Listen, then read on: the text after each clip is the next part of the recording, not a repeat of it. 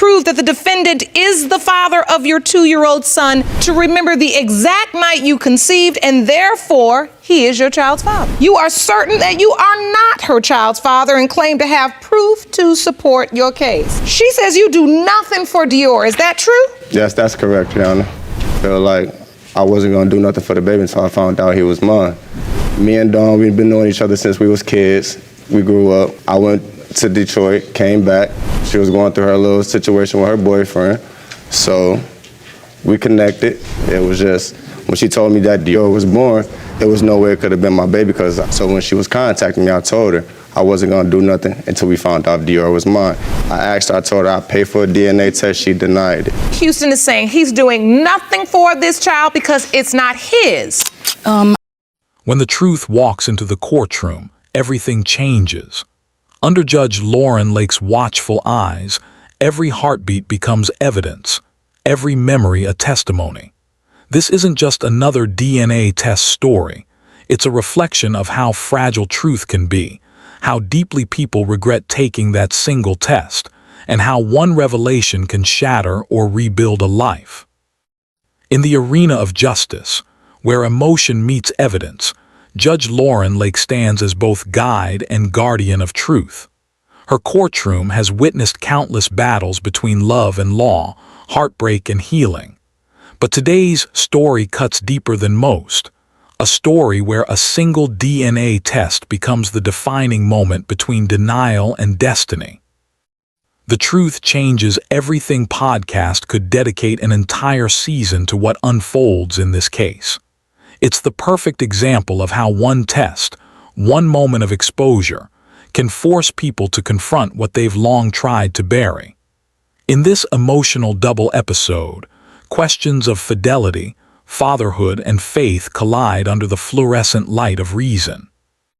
When Miss Crowley enters the courtroom, she carries not just her child's future, but the heavy shadow of years filled with unanswered questions. Across the aisle sits Mr. Houston, calm but visibly defensive, holding on to the belief that science will clear his name. He insists he wasn't even in town when the child was conceived. His claim rests on geography and time, but Judge Lauren Lake knows that evidence isn't just about calendars, it's about credibility. This is where the relationship between law and justice reveals its tension.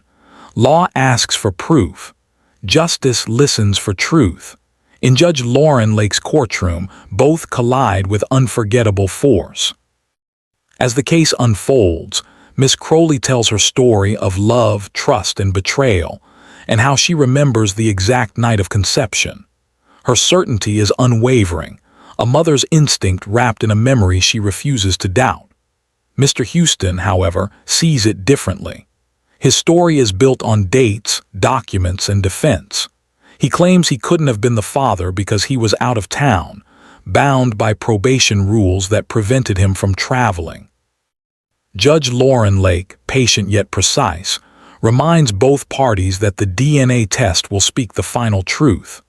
It is the silent witness that never lies, the modern oracle of justice. But as she has seen countless times, truth does not always bring peace. Often it brings regret.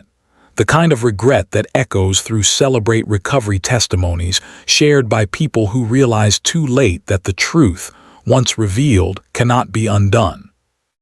This episode could have easily been featured on the Game-Changing Attorney podcast, not because it's about attorneys, but because it's about transformation. A test that forces people to face themselves. A judgment that changes more than status, it changes souls.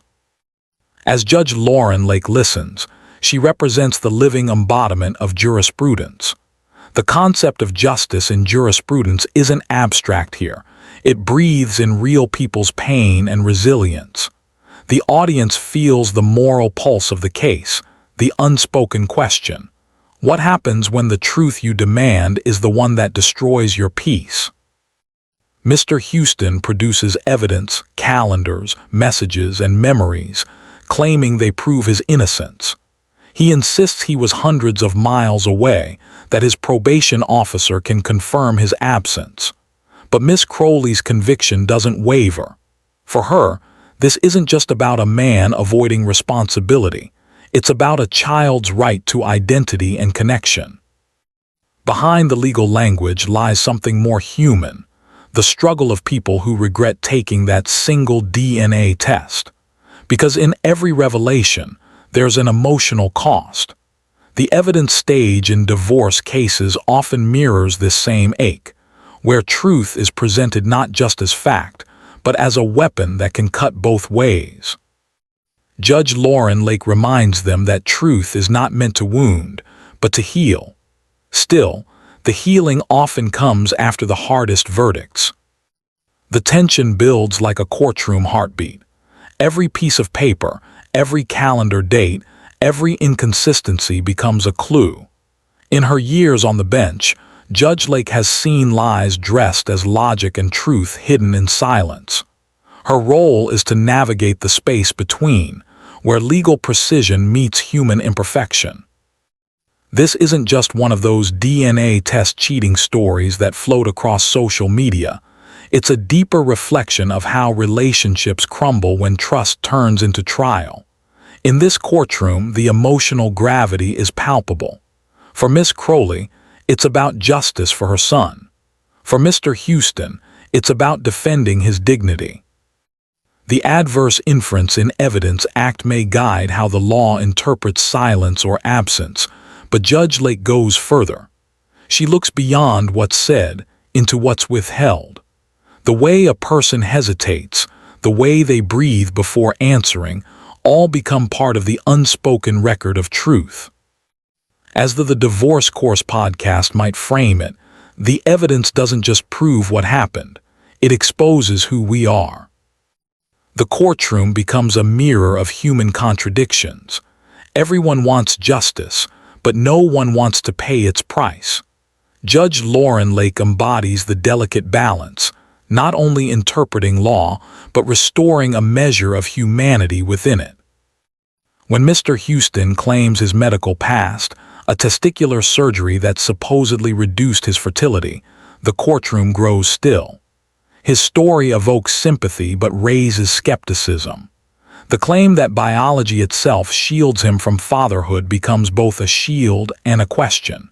Could it be true, or is it just another attempt to escape accountability? Judge Lake listens, weighing every word.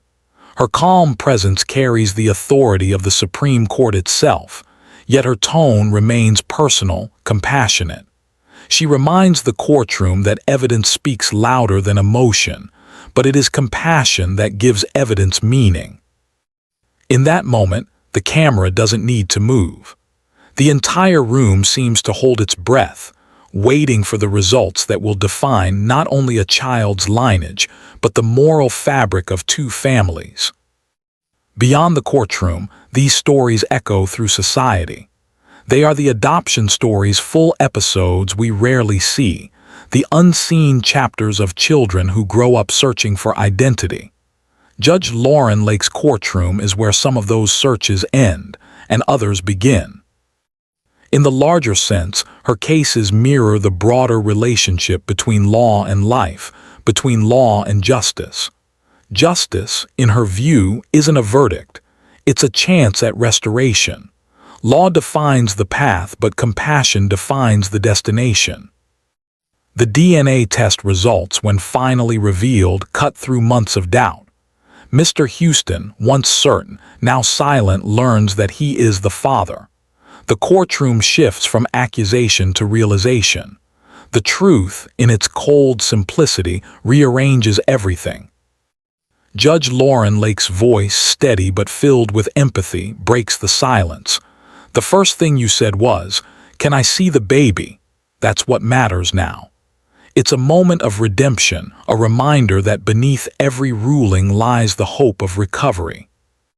This is where the law becomes more than legal, it becomes human. Where the celebrate recovery testimonies of past pain turn into lessons of accountability.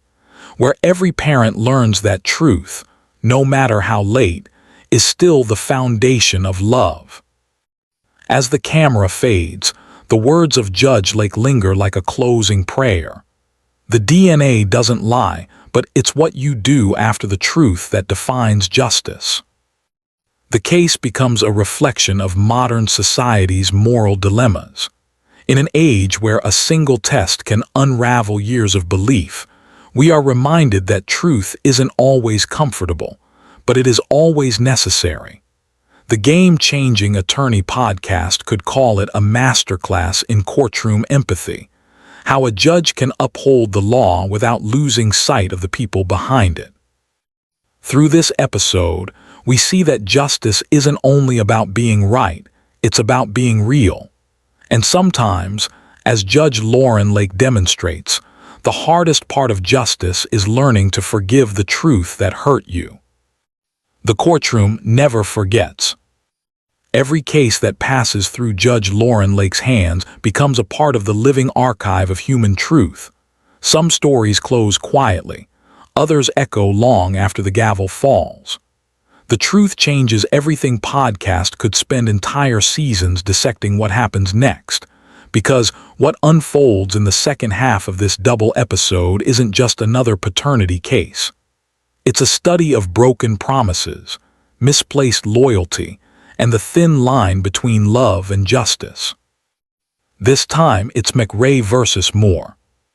Two names, one child, and a question that refuses to rest. Who is the real father?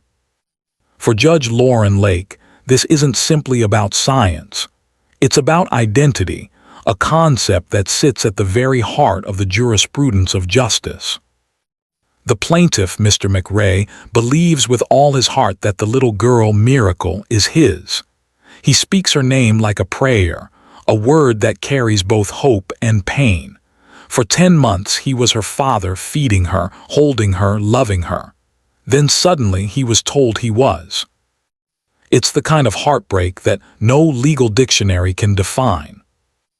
The evidence stage in divorce cases often reveals secrets that people never meant to expose, but in Judge Lake's courtroom, truth is not optional. It is demanded, examined, and finally delivered. Miss Moore, the defendant, insists that her husband, not Mr. McRae, is Miracle's biological father. Her certainty seems logical, even confident. Yet behind every word lies the shadow of doubt. Judge Lake listens the way only she can, with empathy sharpened by intellect. Every inflection, every contradiction, every pause is measured against the scales of law and the pulse of humanity. Mr. McRae's pain is raw. He speaks like a man who has lost more than time, he's lost purpose. For him, Miracle isn't just a child, she's redemption. His voice trembles with the same emotional truth found in Celebrate Recovery testimonies, where people confess how truth both freed and destroyed them. He describes late nights and laughter, bottle feedings, and baby giggles. The court listens. Miss Moore shakes her head. She says he's delusional, controlling, suffocating. Her truth is different. Theirs is not just a legal conflict, but a war of memories. Judge Lauren Lake reminds both parties that memory is not evidence. Under the Adverse Inference in Evidence Act, silence can speak, absence can testify, but emotion must always be weighed against proof. In this moment, the courtroom becomes a theater of human contradiction. Mr. McRae insists on his paternity.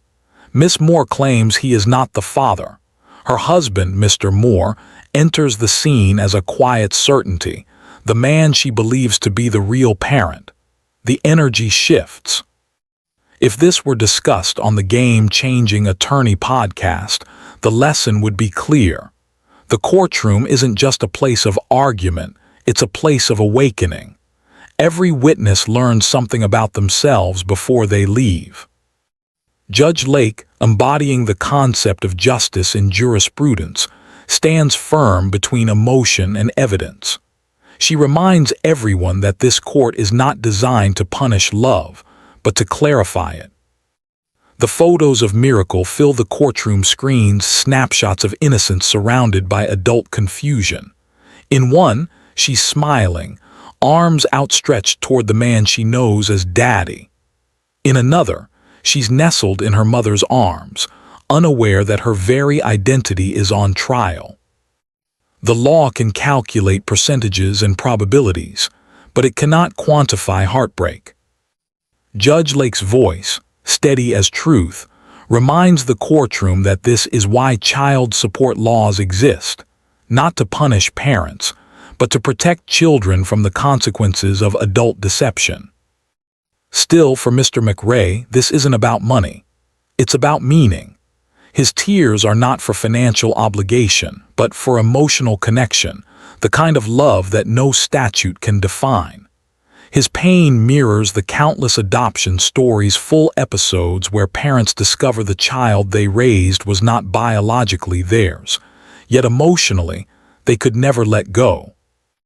As Judge Lauren Lake calls for the DNA test results, silence fills the courtroom, that same silence that has followed so many DNA test cheating stories across years of televised truth. Every person in that room knows what's coming will change everything. The results are read. Mr. McRae is not the father. The words land like a verdict on his soul. The audience gasps. Miss Moore's expression mixes relief and sorrow. Mr. Moore, the husband, exhales not with triumph, but with the quiet heaviness of responsibility confirmed. But Judge Lauren Lake does not end it there.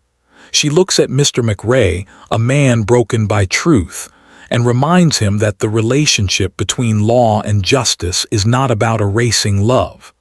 You formed a bond, she says softly, and bonds do not disappear because of biology.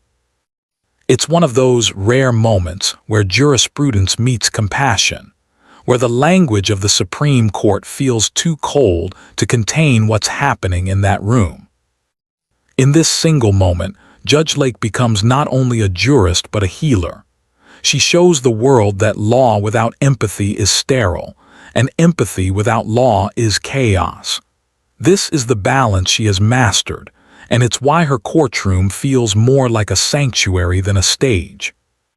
The audience sees something profound. A man who loved a child deeply, even when science said he had no right to. It's the very heart of moral conflict, when love collides with fact, and emotion stands trial before evidence. This episode could easily headline the Divorce Course podcast, not as a lesson in infidelity, but as a meditation on loss, trust, and redemption. The divorce between love and truth is always the hardest one to finalize. For Miss Moore, the truth is both salvation and shame. She wanted clarity, but she also wanted control. She hid behind legal terms, but Judge Lake's questions stripped those defenses away. When confronted with the evidence, her silence became its own testimony, a living example of adverse inference in evidence. She admits, through tears, that she allowed both men to believe what was convenient in the moment. Her reasoning is human, her regret palpable. Judge Lake doesn't condemn her, instead, she offers reflection. Justice, she says, isn't about who we were, it's about who we become after the truth. That line could define the entire Truth Changes Everything podcast. It's a mantra for anyone who's ever faced the consequences of honesty. In the days after this case, viewers across the world flooded social media, sharing their own Celebrate Recovery testimonies. Some confessed they once lied about paternity. Others admitted they'd been lied to. Many said the episode taught them that no matter how painful, the truth brings freedom. This is what makes paternity court more than a show. Under Judge Lauren Lake's stewardship, it becomes a living classroom of jurisprudence, where every ruling carries both a lesson in law and a meditation on morality. The courtroom itself becomes symbolic, a place where the relationship between law and justice is constantly redefined. The law can confirm who the father is. Justice must decide what fatherhood means. Mr. McRae's final words still echo in the minds of many. I didn't know my father. I just wanted to be one. In that confession lies the tragedy and beauty of human nature. Law can decide biology, but only love decides belonging.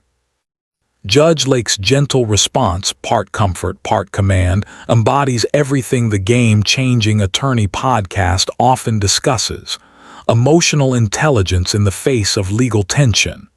She's still beautiful, she tells him, and your love for her is real. Don't let truth erase what love created. That statement alone could be printed across the doors of every family courtroom in America. The audience cries not because of the DNA test result, but because of the humanity within it. The concept of justice in jurisprudence comes alive, no longer an academic theory, but a lived reality where the court becomes a mirror to the soul.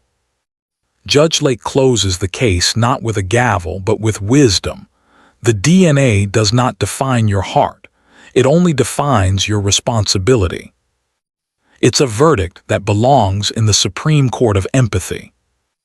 In this second story, as in the first, the truth breaks hearts before it heals them. But in both, Judge Lauren Lake stands as the bridge between devastation and deliverance. Her courtroom becomes the ultimate recovery circle, where law, love, and loss are finally forced to speak the same language.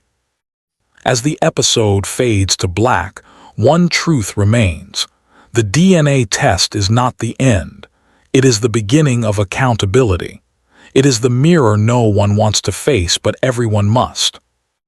And when the results arrive, when the final line is read, when the test confirms what the heart fears, the audience learns what Judge Lake has always known: truth doesn't destroy people, lies do. When the gavel finally fell on both cases, the courtroom fell silent, not with shock, but with understanding. Under the firm, compassionate gaze of Judge Lauren Lake, two very different families found themselves face to face with the same truth: that the DNA test changes everything, but it doesn't end everything. In the quiet after the verdict, you could almost hear the heartbeat of the room, steady, fragile, human. This wasn't just about paternity. It was about identity, redemption, and the eternal struggle between the rules of law and the rhythm of love. If you were to listen to this story on the Truth Changes Everything podcast, the narrator might begin by saying, "Sometimes the truth doesn't free you, it forces you to grow." And that's exactly what these stories did. For Miss Crowley, the truth affirmed her motherhood and secured her son's future. For Mr. Houston, it dismantled years of denial and replaced it with purpose. For Mr. McRae, it shattered his illusion but revealed the strength of his love. For Miss Moore and her husband, it restored certainty but left behind a trail of reflection, a realization that truth, when hidden, grows heavier with time. In both cases, the law had to step into the space where emotion failed. The relationship between law and justice isn't always peaceful. Law demands evidence, justice demands empathy. And yet, in Judge Lauren Lake's courtroom, both walk hand in hand. Every parent who sits in her presence learns that the evidence stage in a divorce case is not merely about paperwork. It's about honesty, about facing the version of yourself that lies beneath all the legal arguments. And every time she reads the DNA test results, she reminds the world that the real verdict is not written on the page. It's written in the choices we make after knowing the truth. In one moment, we watch people collapse under the weight of realization. In the next, we see them begin to rebuild. That's what recovery looks like. The kind of emotional renewal you hear about in Celebrate Recovery testimonies, where people share how truth brought them pain before it brought them peace. What makes Judge Lauren Lake's courtroom extraordinary isn't the drama, it's the dignity. The way she balances firmness with compassion, discipline with grace. She doesn't just deliver rulings, she delivers lessons that could be taught in the Supreme Court of human experience. Each case becomes a study in moral philosophy, a living chapter of the concept of justice in jurisprudence. Law students might analyze the logic, but viewers feel the emotion. They see how one woman's determination and one man's resistance can reveal the anatomy of accountability. For Miss Crowley, her strength was her faith in memory, in knowing exactly when and how life began inside her. For Mr. Houston, his journey was one of surrender, the moment he accepted that truth was not an attack but an awakening.